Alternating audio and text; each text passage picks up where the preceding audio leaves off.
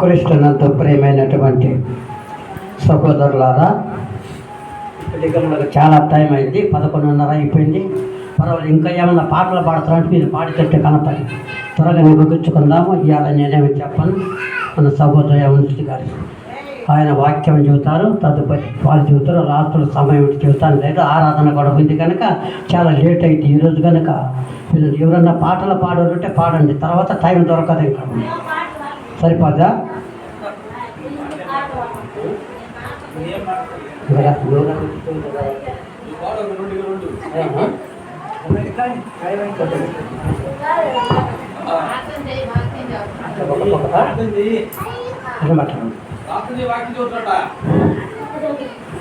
కృప సత్య సంపూర్ణుడ, ప్రేమ కలిగిన నాయన, పరిశుద్ధుడా, జీవము కలిగిన తండ్రి, నీ పాదములకు వందనములు వందనములు, స్తోత్రములు స్తోత్రములు స్తోత్రములు, కృతజ్ఞతాస్తుతులు. ఇప్పటి వరకు నా తండ్రి, నీ బిడ్డలు నా తండ్రి స్వరాలను ఎత్తి పెదవులను ఎత్తి నా తండ్రి నీకు స్తుతులు స్తోత్రములు కృతజ్ఞతాస్తుతులు చెల్లించినాను. తదుపరి నా తండ్రి నీ వాక్య భాగములకు వెళ్ళగా ఈ రాత్రులు నా తండ్రి నిలబడి నీ మాటలను చెప్పిన ప్రతి వారి విరిగి నలిగిన హృదయం కలిగింది పశ్చాత్తాప శక్తిని పొందుకున్న అతని మహిమ పద్ధతి వాక్య కొత్త దైత్యం రాత్రులకు బలముగా వాడుకున్నది నా తండ్రి. నీ శిల్ప శాసనం మరుగుపరచమని ఈ కార్యక్రమం అంతా నీ చేతులకు అప్పగించి ఇక మహిమపరుచున్నావు కనుక నీవే కాపాడి బలపట్టి మహిమపరచమని నీకు మహిమాగలపై ప్రభావకరవచ్చుగా నీకు దైత్యమని వచ్చిన బిడ్డలందరిపై నీ కృపను సమృద్ధిగా నింపమని కాలములు యుగములు గుర్తులో మంచి ఆకాశానికి వచ్చి మనం తీసుకెళ్ళిపోవాలని మన తెలుగు నేర్చుకుని నామోన బట్టి అడిగి వేడుకొడుతున్నాము తండ్రి. ఆమేన్. సహోదరుడు అవిష్టు గారు, కోటేశ్వరరావు గారు మన కవలపుట్ట గారు తెచ్చినారు. ఈరోజు సమయం బట్టి వచ్చిన వాళ్ళకు ఉండాల్సిన సంఘాలు కూడా పోగొట్టుకనికి ఆ మంచి సమయం అనుకొని వినండి జాగ్రత్తగా.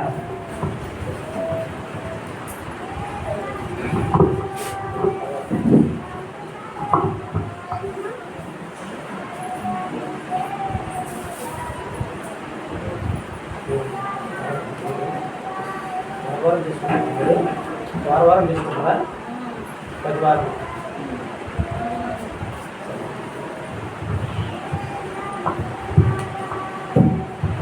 దేవుని పరిశుద్ధ నామమునకు స్తోత్రములు. కూడి ఉన్న మీ అందరి కూడా ప్రభు నామవందనాలు. ఈ దినము ప్రత్యేకమైనటువంటి దినము, ఆదివార దినం పరిశుద్ధంగా ఆచరించుకోవటానికి జ్ఞాపకం ఉంచుకొని వచ్చినటువంటి వారందరూ కూడా వందనాలు చెల్లిస్తున్నాను. ఆదివారం అనేది ప్రత్యేకమైనటువంటి ప్రభు దినము, పునరుత్థాన దినము. 6 దినాలు పని చేసుకొని 7వ దినమున దేవుణ్ణి ఆరాధించడానికి, జ్ఞాపరచడానికి దేవుడు మంచి అవకాశాన్ని ఇచ్చాడు. ఈ ఆదివారం దినం మరి ఏందయ్యా నువ్వు ఎక్కడున్నావని చెప్పి అనుకోవచ్చు, కానీ నేను అమ్మాయికి మరియమ్మకు కొంచెం బాగాలేకపోతే వచ్చాను. దాని మూలాన్ని బట్టి ఇక్కడ ఆగిపోయినా, అక్కడ వేరే మా సంస్కృతి వెళ్ళే వాళ్ళని పంపించి చదివించే వాళ్ళు ఉన్నారు అక్కడ, అని నేను ఇక్కడ ఆగిపోయాను. దాన్ని బట్టి ఖాళీగా ఉండకూడదు కదా, ఎక్కడున్నా దేవుడే కాబట్టి ఈ సన్నిధికి వచ్చి మీరు ఇచ్చినటువంటి సమయాన్ని బట్టి వందాలి. ఈ చర్చి ప్రారంభం నుంచి కూడా నాకు తెలుసు, ఈ చర్చి కట్టక ముందు నుంచి కూడా నాకు తెలుసు. కాబట్టి అందులో అటు ఇటు పెద్ద సంఘము, మంచి ఉన్నటువంటి సంఘము. ఈ ప్రాంతాల్లో అగ్నిగుండాల అనేటువంటి సంఘం చాలా పెద్దది, మంచి ఉన్నతమైనటువంటిది. నేను ఈ కాలువ రాకముందు కూడా నాకు తెలిసి ఇక్కడ వచ్చాను. అయితే ఈ సంఘము అనేక విధాలుగా చీలిపోతూ ఉంది, అటు ఇటు ఇటు అటు, ఎవరి స్వార్థాన. ఎందుకంటే గొర్రెల వలె అందరూ త్రోవ తప్పి ఎవరికి ఇష్టమైనటువంటి త్రోవలు వాళ్ళు వెళ్ళిపోతున్నారు. సరే, ఎక్కడికి వెళ్ళినా, ఏ ప్రాంతానికి వెళ్ళినా విశ్వాసాన్ని కాపాడుకుంటూ తన పనిని కొనసాగించుకుంటూ ముందుకు వెళ్ళాలి. కాబట్టి మరి వృద్ధాప్యం ఉన్నటువంటి మా బాబాయ్, ఆయన తన జీవితం అంతా కూడా దేవుని కొరకే అంకితం చేసుకొని తన బ్రతుకు దినములన్నీ కూడా దేవుని కొరకే ప్రయాసతో ముందుకు ఓపికతో ముందున్నటువంటి ఆ పరుగు పందెంలో ఓపికతో పరిగెత్తినట్టుగా మరి ఆయన తన జీవితం అంతా కూడా సేవ కొరకు అంకితం చేసుకొని సేవలు ఎదుగుతున్నారు. ఇంకా చాలా 80 సంవత్సరాలు 90 సంవత్సరాల దాకా దాటినాయి. ఇంత వయసు ఇచ్చాడంటే ఆ వయసు వాళ్ళు మా ఊర్లో ఎవరు లేరు. సరే ఇక్కడ కూడా ఉన్నారో లేరు తెలియదు, కానీ దేవుడు అంత ఆయుష్యం ఇచ్చి ఇంకా పాడగలిగినటువంటి శక్తినిచ్చి ఇంకా వాక్యం చెప్పగలిగే శక్తి ఇచ్చి అంటే అది దేవుని కృప, దేవుని ఆశీర్వాదం ఉండాలి. 70, 80 సంవత్సరాలు 50 సంవత్సరాలకి లోకాన్ని విడిచిపెట్టిపోతూ ఉన్నారు. అయినప్పటికీ ఆయనకు మంచి ఆరోగ్యం ఇచ్చినది కూడా ఆ దేవుడే ఆయన్ని వాడుకుంటున్నాడు. ఇంకా తన బ్రతుకు దినములన్నీ కృపాక్షేమాలు అంటూ వచ్చినట్టుగా వారి ఇరువురిని కూడా దేవుడే కాపాడుతూ, వాడికి ఆధారం లేకపోయినా దేవుడి మీద ఆధారపడి ఉన్నారు. కాబట్టి మీరు ఆయన్ను ప్రేమిస్తూ, మీరు ఆయన్ని ఆహ్వానిస్తూ, మీరు ఆయనకు సహాయం ఉండటం కూడా మీకు అందరికీ కూడా వందనాలు చెల్లిస్తున్నాను. కొన్ని మాటలు పరిశుద్ధ గ్రంథం నుంచి క్లుప్తంగా కొన్ని మాటలు మనము ఈ దినము నేర్చుకుందాం. అకండి 2 మాటలు ప్రార్థన చేసుకొని వాక్యం భాగం వేద్దాం. పరిశుద్ధుడానికి స్తోత్రములైన పరమ తండ్రి నీకు వందనాలు. ఈ ఉదయకాల సమయములో ఈ అగ్నిగుండలటువంటి సంఘములో మీరు ఇచ్చేటువంటి సమయాన్ని బట్టి, మీరు ఇచ్చే అవకాశాన్ని బట్టి నీకు స్తోత్రములు. ఇదిగో బిడ్డలు ఎంతో ఆశతో ప్రయాసతో నాయన నీ సన్నిధికి చేరున్నారు. ప్రయాసపడి భారం మోసుకున్న సమస్త జిల్లాల నా యుద్ధకరమని చెప్పినటువంటి ప్రభువ, ఎంతవరకు పనులు ప్రయాసాలు మానుకొని నీ సన్నిధికి వచ్చిన విధాన్ని బట్టి నీకు వందనాలు చెల్లిస్తూ ఈ ఉదయకాల దిన దీవులతో నింపండి ప్రభువ. మాట్లాడుచున్న వారు మీరు కాదు, కానీ నా తండ్రి ఆత్మ మీలో ఉండి మాట్లాడదని వాగ్దానం చేసేటువంటి ప్రభువ, మీరే మాట్లాడి ఈ సమయాన్ని అయా నీ చేతులకు అప్పగించుకున్నాను. నీ ఆత్మతో నింపి నీ స్థలంని అభిషేకించి ప్రభువ, నిద్ర శక్తులు అంధకార శక్తులను దూరపరిచి నీ వాక్యం వైపు కొన్ని నిమిషాల పాటు ఆసక్తితో చూడు సహాయం చేయమని యేసు నామములో అడిగి వేడుకొంటున్నాము తండ్రి, ఆమేన్. పరిశుద్ధ గ్రంథంలో నుండి కొన్ని మాటలు మనం జ్ఞాపకం చేసుకుందాం. కీర్తనల గ్రంథంలో నుండి 84వ కీర్తన మనం జ్ఞాపకం చేసుకున్నాము. కీర్తనలో నుండి పరిశుద్ధ గ్రంథంలో నుండి కీర్తన భాగము 84వ కీర్తన చదువుకున్నాము. పరిశుద్ధ గ్రంథములో నుండి 84వ కీర్తన చదువుకుందాం. కోరా కుమార్ రచించేటువంటి కీర్తన. ఈ కీర్తన అంటే దావీదు కీర్తనే కాదు, కీర్తనలు కూడా చాలామంది రచించారు. ఈ భాగంలో కోరా అనేటువంటి కోరహు కుమారులు రచించారు ఈ కీర్తన. దాన్ని బట్టి కొన్ని మాటలు మనం జ్ఞాపకం చేసుకుందాం. చదువుకుందామా.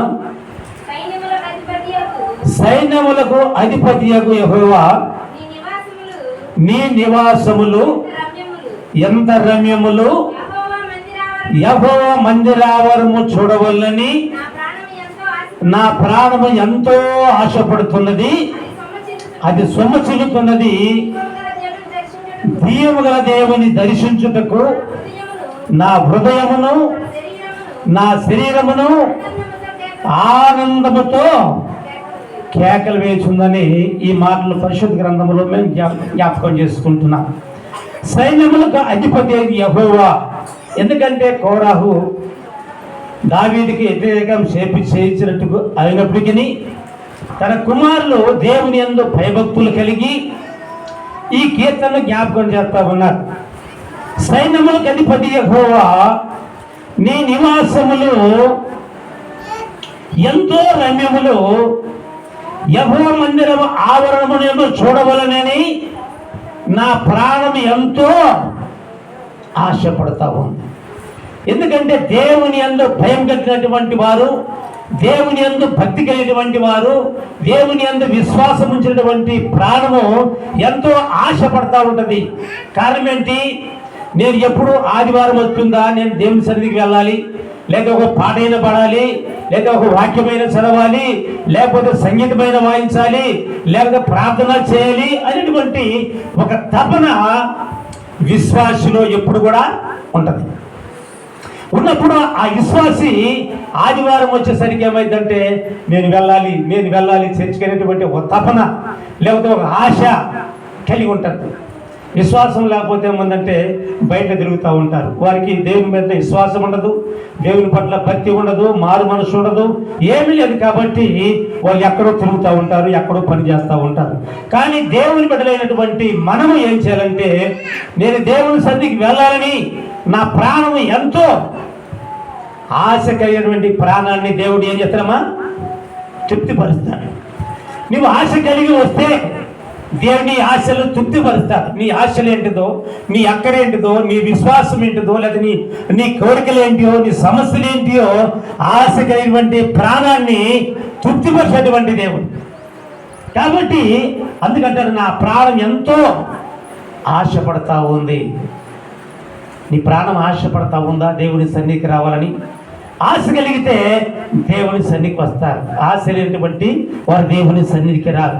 కనుక ఇంకేమంటే నా ప్రాణం ఎంతో ఆశపడతా ఉంది జీవము గల దేవుని దర్శించుటకు. మనం ఎక్కడికి వచ్చాం? దేవుని దర్శించడానికి వచ్చాం. దేవుని సన్నిధిలో దర్శించడం అంటే దేవుడు ఈ దినము నాతో ఏం మాట్లాడుతూ ఉండదు. కొంతమంది ఏమంటారంటే దైవ శాఖలు నా గురించే మాట్లాడుతూ ఉన్నారు కొంతమంది అనుకుంటారు. ఎందుకంటే వాక్యము రెండంచులు కలిగినటువంటి ఖడ్గం లాంటిది. ఎవరు తప్పులేని ఎత్తి చూపెట్టవచ్చు. ఎవరికైనా ఈ వాక్యము నాతో మాట్లాడుతూ ఉంది, నా పాపాలే మరి చూపెడతా ఉంది, నా దోషాలే లేకపోతే నావే అని చెప్పి కొంతమంది అనుకుంటారు. కానీ దేవుడు నన్ను గద్దిస్తున్నాడు, దేవుడు నాతో మాట్లాడుతున్నాడు చెప్పి మనం గమనించాలి. దేవుడు ఎవరి ద్వారా దేవుని వాక్యము మాట్లాడుతున్నటువంటి వారి మీరు కాదు, నా తండ్రి ఆత్మ మీలో ఉండి మాట్లాడు. దైవజనుడు ఒట్టివాడే, కానీ మాట్లాడుతున్నటువంటి వాక్యము అది దేవునిది.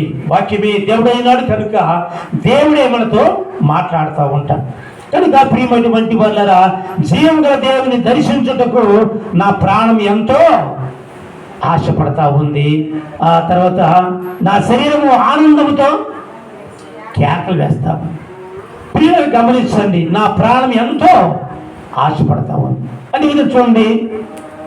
ఎలా ఆశపడుతుందని చూడండి. యెషయా గ్రంథము 55వ అధ్యాయము మొదటి వచనములో, యెషయా గ్రంథము 55వ అధ్యాయం మొదటి వచనములో ఒక మాట మనం జ్ఞాపకం చేసుకుందాము. యెషయా గ్రంథము 55 మొదటి చదవసారి. తప్పిక గురువారులారా నా ఎదుగు రండి, లోకలు లేని వారులారా మీరు వచ్చి కొని భోజనం చేయడి. రండి, లోకలు లేకపోయినను ఏమీ ఇవ్వకనే ద్రాక్షారసములో పాల్గొనండి.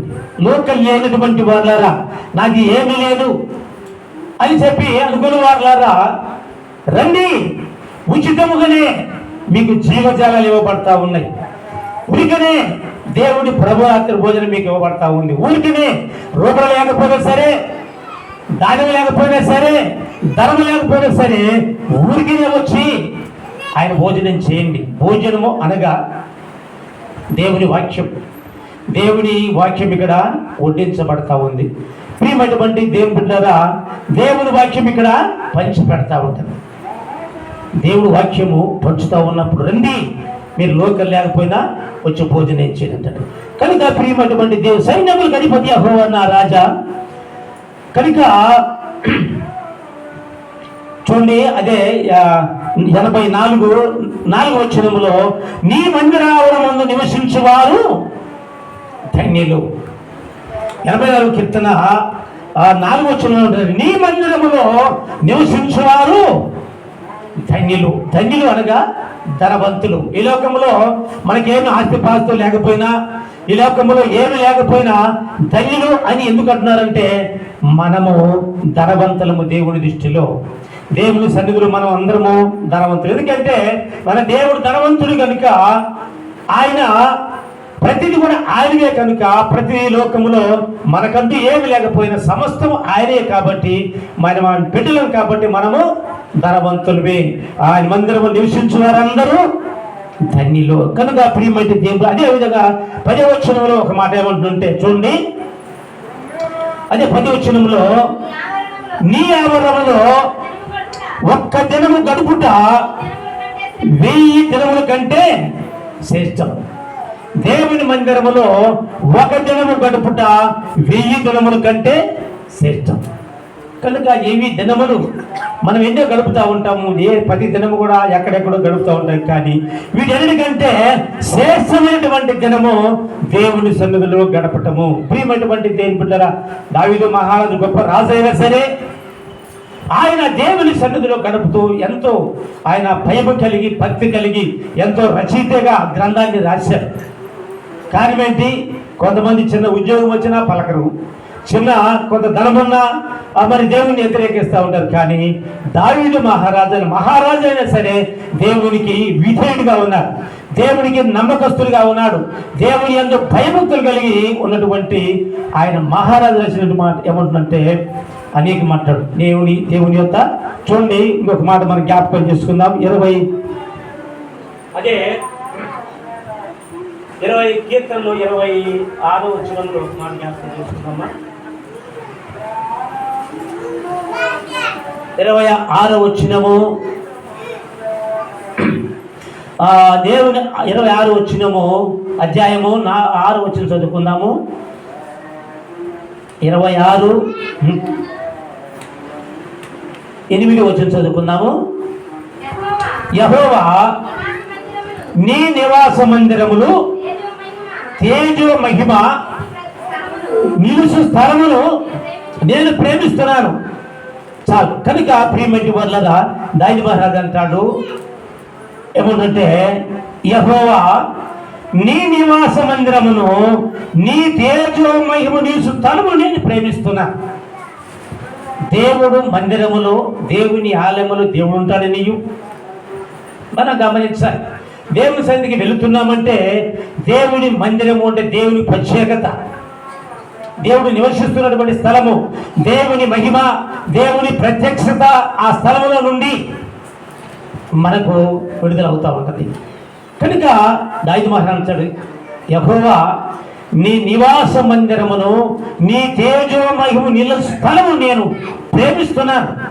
దేవుని మందిరం మీద ఎంతమందికి ప్రేమ ఉంటే దేవుడితో నేను ప్రార్థించాలి, దేవుడితో నా మనవులు నా విన్నపాలన్నీ కూడా అంగీకరించాలనేటువంటి ఆశ కలిగి ఉంటే దేవుడి సన్నిధికి తట్టుకు వస్తారు, లేకపోతే రాలేదు. కనుక అది కూడా చూడండి 27వ అధ్యాయము మరి 4వ వచనంలో ఒక మాట చదువుమా. యెహోవా యొద్ద ఒక వరం అడిగితేనే దానిని వెతకుచున్నాను. ఆ దావీదు మహారాజు అంటాడు, దేవుని యొద్ద నేను ఒక వరం అడిగితేనే దాన్ని వెతకుచున్నాను. మన మీద దేవుడు ఒక వరం అడగమంటే మేము ఏమేమో అడుగుతాం, మనం అనేకలు అడుగుతాం అన్నమాట. ఒక వరం అడగమంటే ఏం అడుగుతాం? ఏదేదో నాకు ఇల్లు కావాలి, వాకిలు కావాలి, ఆస్తి కావాలి, అంతస్తు కావాలి, గొప్ప ఔషధ్యం కావాలి, మంచి ఆరోగ్యం కావాలి మనం అడుగుతాం. కాదు కానీ దావీదు మహారాజు దేవుని ఏమడుగుతుందంటే ఒక వరం అడుగుతా ఉన్నాడు. ఏం వరం అడతాడు? నీ మందిరములో నివసించడానికి నాకు అవకాశం ఇస్తే సార్. ఒక ఆయన ఒక 4 వ్యక్తులను పిలిచి ఒక అధికారి మంచి ఉన్నతమైనటువంటి ఒక మంచి మినిస్టర్ అడిగి అయ్యా మీకు ఏం కావాలని అడిగాడంట. ఒక మంచి అధికారి నీకు ఏం కావాలయ్యా అంటే ఒక మంత్రి ఒక ఆయన అన్నాడు నాకు ఒక బిల్డింగ్ కావాలని చెప్పాడంట. సరే ఆ బిల్డింగ్ శాంక్షన్ చేయమని బిల్డింగ్ వాళ్ళకు చెప్పాడు, బిల్డింగ్ శాంక్షన్ చేయమని. ఇంకొక ఆయన అంటే నాకు కొంత భూమి కావాలా, ఒక 5 ఎకరాలని చెప్పాడు. సరే భూమి నీకు ఇస్తాం పమ్మన్నారు. ఇంకొక ఆయన ఏమన్నంటే నాకు కొంత డబ్బు కావాలని చెప్పన్నా. సరే ఆయనకి ఇస్తానంట. ఒక పేదవాడు ఏమన్నంటే నాకు ఏమి వద్దయ్యా, నువ్వు మా ఇంటికి వస్తే చాలన్నా. చూడండి, గమనించండి. ఇల్లేమో ఒకటి ఇల్లు అడిగాడు, మంచి ఇల్లు, వాడికి పెద్ద భవంతి కట్టారు. ఎందుకంటే రాజు తలుచుకుంటే దెబ్బలకు కొదవ అన్నట్టుగా గొప్ప ఇల్లు కట్టుకున్నాడు. ఇంకొకటి ఒక 5 ఎకరాల మంచి పొలం కొని పెట్టారు. ఇంకొకటి కొంత ధనం ఇచ్చారు. కానీ ఒక పేదవాడు ఏమన్నంటే నువ్వు నాకు ఇంటికి వస్తే చాలు, మా ఇంట్లో భోజనం చేసేయ వెళ్ళిపో, నాకు అంతే సార్ అన్నట్టు. వీళ్ళన్నారు ఒరే పిచ్చినాయలా, ఆ మంత్రి ఇంటికి వస్తే ఏమవుతుంది? ఒక్కరోజు ఆరంభమే, తర్వాత ఏముండదు. ఇదిగో చూడు బాగా ఇల్లు కట్టుకున్నాడు, ఇదిగో చూడు బాగా 5 ఎకరాల పొలం కొన్నాడు, వాడు కొంత డబ్బు ఇచ్చాడు, నువ్వేంది రాపించిన మా ఇంటికి వస్తే చాలన్నావు నువ్వు అని చెప్పి అందరూ ఆయన్ని ఏం చేశారు? హేళన చేశారు. హేళన చేస్తే చాలయ్యా, నాకు అంతవరకు చాలు, నేను పేదవాడిని, ఇల్లు లేనిటువంటి వాడిని, నా ఇంట్లోకి వస్తే సార్ అంతవరకు ఏం చెప్పి అనుకొని సంతోషపడ్డాను. ఈ ఈ మందిరం అంటే సరే వస్తాను మీ ఇంటికి అని చెప్పాను. ఈ ఇల్లు కావాల్సినోడికి ఇల్లు కట్టేసేసిండు, పొలం కావాలన్నాడు పొలం కొని పెట్టిండు, డబ్బు కావాలన్నాడు డబ్బు ఇచ్చేసిండు. మరి ఇతని ఈ పరిస్థితి ఏంది, ఈ పేదవాడి పరిస్థితి ఏంటంటే నువ్వు నా ఇంట్లోకి వస్తే చాలని చెప్పంటే, ఇప్పుడు మంత్రి ఉన్నాడు, నిన్న వెనకొండ వస్తే మంత్రి వచ్చాడు కదా వెనకండ, ఎంత ఆడంబరం చేశారు.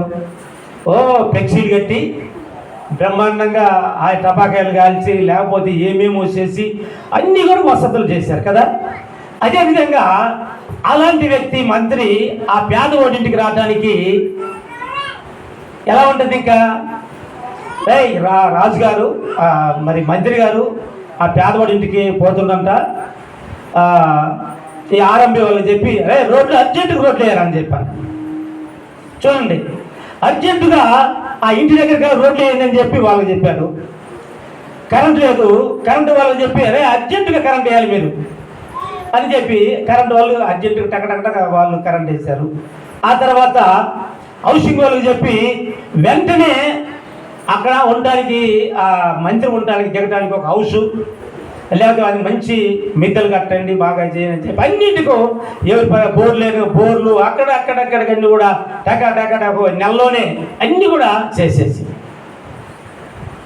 గమనిస్తే ప్రియమంటే దేవుని బిడ్డలారా, గమనిస్తే ఇది ఇల్లు కట్టుకున్నాడు ఇంటికానే ఉన్నాడు, పొలం కొన్నాడు పొలంగానే ఉన్నాడు. పరిస్థితి ఎలా ఉంది? ఈ బీదవాడి పరిస్థితి ఇల్లు అయిపోయింది, ఆ గ్రామానికి రోడ్లు అయిపోయినాయి, కరెంట్ అయిపోయింది, అక్కడ తాగడానికి నీళ్ళు అయిపోయినాయి, అన్నీ కూడా వసతులు. వాళ్ళు అనుకున్నారు అరే ఇతని ద్వారా మా ఊరే బాగుపడిపోయింది. చూడండి ప్రియమైనటువంటి దేవుని బిడ్డలారా, అలాంటి పరిస్థితుల్లో ప్రభు అయినటువంటి యేసుక్రీస్తు వారు మన దగ్గరికి వస్తే, మన కుటుంబానికి వస్తే ఎలా ఉంటుంది? మన కుటుంబాలు ఎంతో అన్యోన్యంగా ఉంటాయి. అందుకనే దావీదు మహారాజు ఏమంటాడు, ఒక వరం అడుగుతా ఉన్నారు. వాళ్ళు ఇచ్చినటువంటి వరాలు వాళ్ళకి దయచేశాడు. ఆ రాజు ఆ పేదవాడిని ధనవంతుని చేశాడు. ఆ ఊరికి ప్రజలకే సౌకర్యంగా బోర్లు తాగడానికి బోర్లు, ఆ తర్వాత కరెంటు వెలగడానికి కరెంటు, రోడ్లు, ఇల్లు అన్నీ ఏం కావాలో అన్నీ కూడా అయిపోయినాయి అతని తెలివితేటలను బట్టి. అదేవిధంగా ప్రభు అయినటువంటి యేసుక్రీస్తు మనకు చేర్చుకుంటే, ఎందుకంటే ఆయన ప్రేమించే వారికి ఏ మేలు చదువులేదు. దేవుణ్ణి ప్రేమించే వారికి ఏ మేలు ఉండదు. ఆయన్ని ప్రేమించే వారిని నేను ఆస్తికర్తలుగా చేస్తానని చెప్పాను. పిల్లలు గమనించండి, దేవుని ప్రేమించి చూస్తే ఆయన ఆస్తికర్తగా చేసేటువంటి దేవుడు. కాబట్టి దావీదు మహారాజు ఏమంటుంది, 4 వచనములు ఏమంటుంటే, యెహోవా వద్ద ఒక వరము చూడమా, యెహోవా వద్ద ఒక వరము అడిగి తిని దాన్ని నేను వెతుకుచున్నాను, యెహోవా ప్రసన్నతను చూచుటకు ఆయన ఆలయంలో ధ్యానించుటకును నా జీవిత కాలమంతా నేను యెహోవా మందిరములో నివసింపగోరుచున్నాను. ఇది ఆయన అడిగినటువంటి వరం.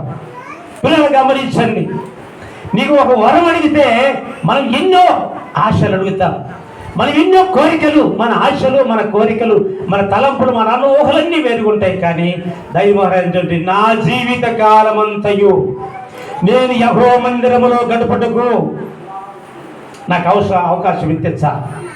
అది ఆయనకున్నటువంటి కోరిక. నాకేం అవసరం లేదు కనుక ప్రియమైనటువంటి యెహోవా ప్రసన్నతను చూస్తుటకు మనం ఎక్కడికి వస్తున్నాం?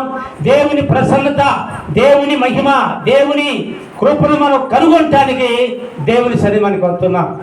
దేవుని ప్రసన్నత మనం దర్శించటానికి, తేజో మహిమ ఆయన నిలుచు తేజో మహిమను మనం కనుగొనటానికి దేవుని మందిరానికి వస్తున్నాం. ఇది నువ్వు 6 దినాలు పని చేసుకో, 7 దినములు వచ్చి మన పనులు, మన భారములు, కష్టములన్నీ కూడా అందుకంటాడు, నువ్వు నీ భారము యెహోవా మీద మోపు. నీకు ఏ భారం ఉందో, నీకు ఏ కష్టం ఉన్నదో, నీ అవసరతలు ఏంటో, నీ ఇబ్బందులు ఏంటో, నీ సమస్యలన్నీ కూడా నీ భారము యెహోవా మీద మోపు. కనుక ప్రియమైనటువంటి దేవుని బిడ్డలారా, నీ భారం యెహోవా మీద మోపు అని చెప్పి అంటున్నాడు. కనుక అందుకనే యెహోవా ప్రసన్నను చూచుటకు ఆయన ఆలయం ధ్యానించుటకు నా జీవిత కాలం అంతా నేను యెహోవా మందిరం నివసింపగోరుచున్నా. జీవిత కాలం అంతా కూడా కొంతమంది ఏం చేస్తారు, మాలలు వేసుకుంటారు.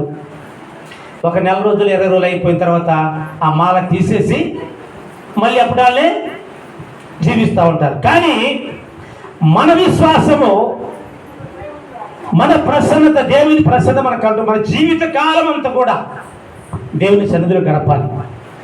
ఒక దినాన ఆరాధించి ఒక దినాన మర్చిపెట్టి దేవుడి కాదు, మన జీవితాంత ప్రభువును ఆరాధించాలి. మన బ్రతుకులన్నీ కూడా ఆయన్ను ఆరాధిస్తూ ఉంటే మనకు అక్కర్లేంటియో, మన అవసరతలేంటియో, మన ఇబ్బందులేంటియో ఇవన్నీ కూడా మనకు దయచేస్తాడు. కనుక ప్రియమైనటువంటి దేవుని బిడ్డలారా, ప్రియ సహోదరి సహోదరుల, చూడండి ఇంకొక మాట మనం జ్ఞాపకం చేసుకుందాము. రెండవ దినవృత్తాంత గ్రంథము 7వ అధ్యాయము 14 వచనం మనం జ్ఞాపకం చేసుకుందాము. 2వ దినవృత్తాంతముల గ్రంథము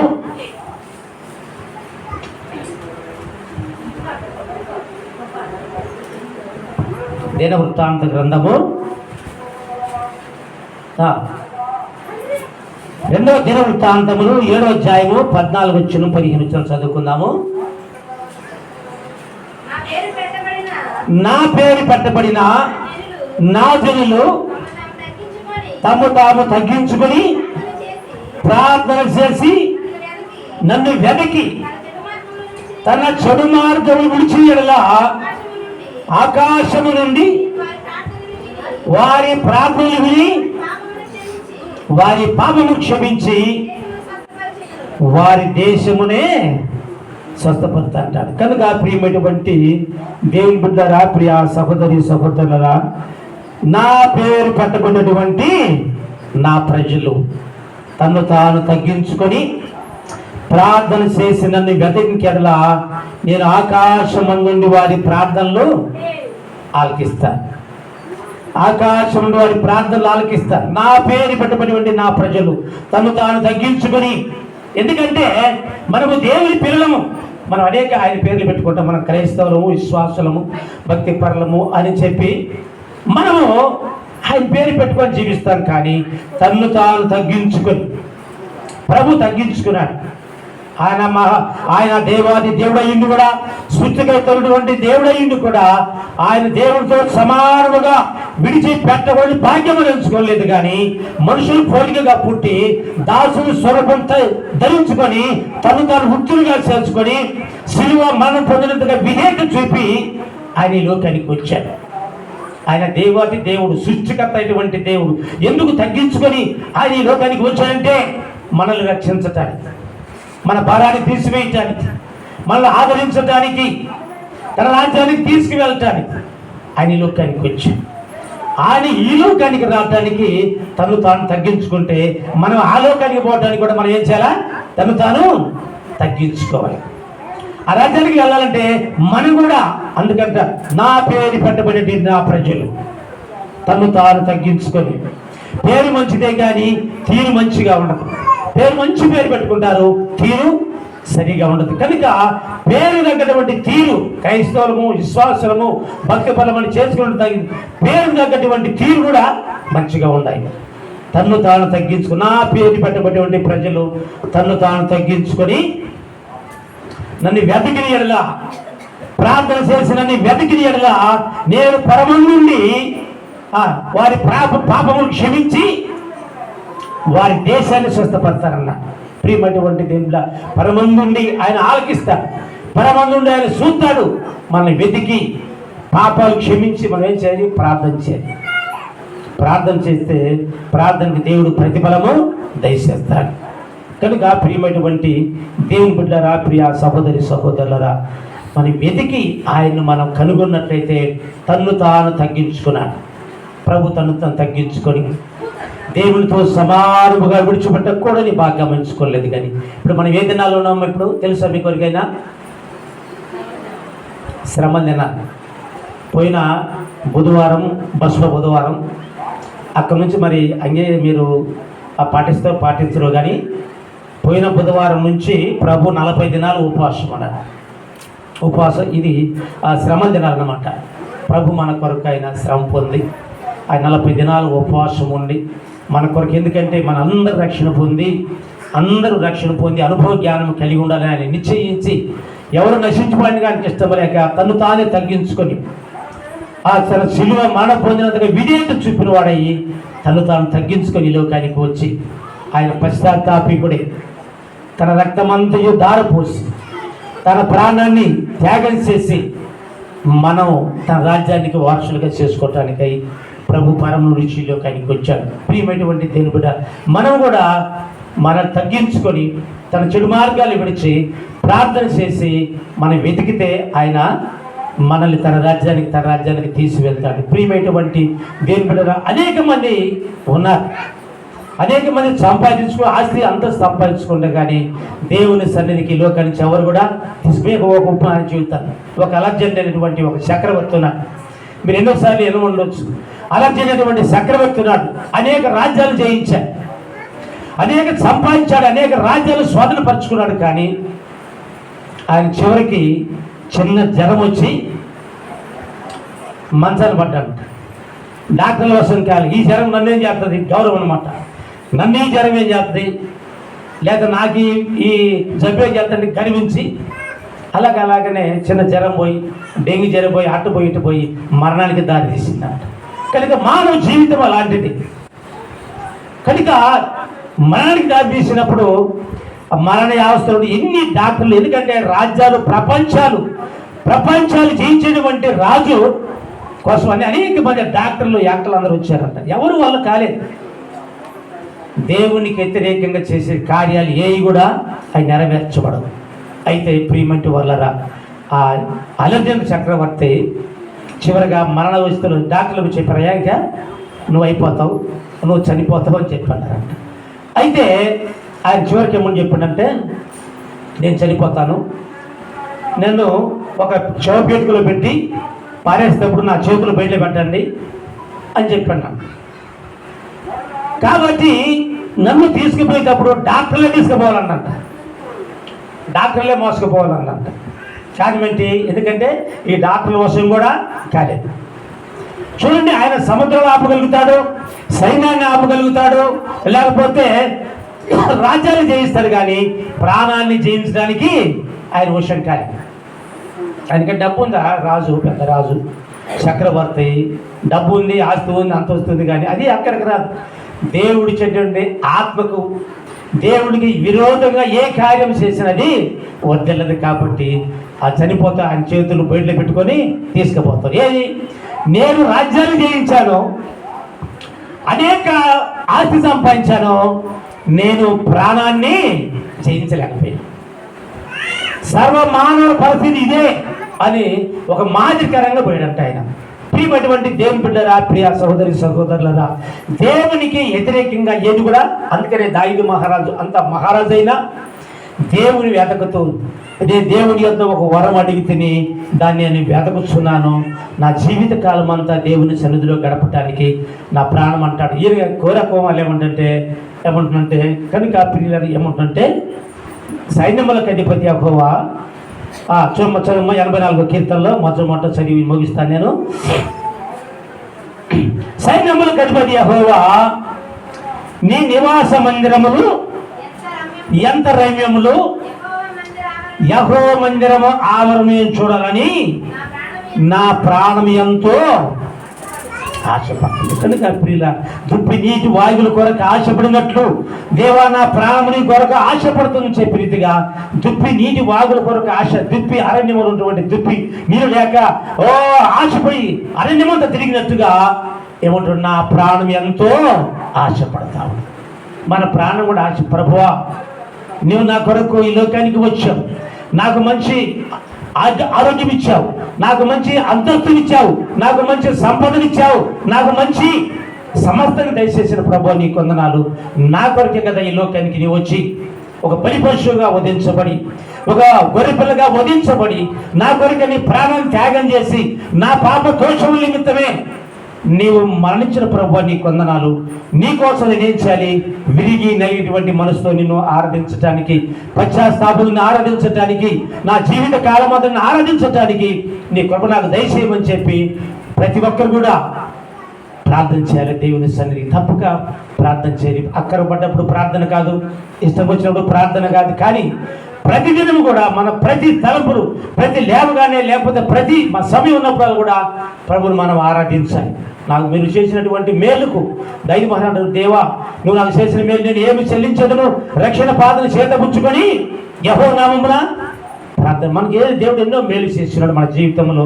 మనకు మంచి ఆరోగ్యం ఇస్తే అది మేలు కదా, మంచి ఔషధం ఇస్తే అది మేలు కదా, బిడ్డలు ఇస్తే అది మేలు కదా. ఎన్నో మేలు చేసినటువంటి మేలుకు మనం ఏమిచ్చి ఆయన రుణాన్ని మనం తీర్చలేం. కానీ అందుకంటాడు 95వ కీర్తనలో కూడా ఒక మాట అంటారు, రండి యెహోవాను గూర్చి. ఒక మాట జ్ఞాపకం చేసుకుందాం. 95వ కీర్తన, రండి యెహోవాను గూర్చి ఉత్సాహగానము. చదువు 85వ కీర్తన మొదటి నుంచి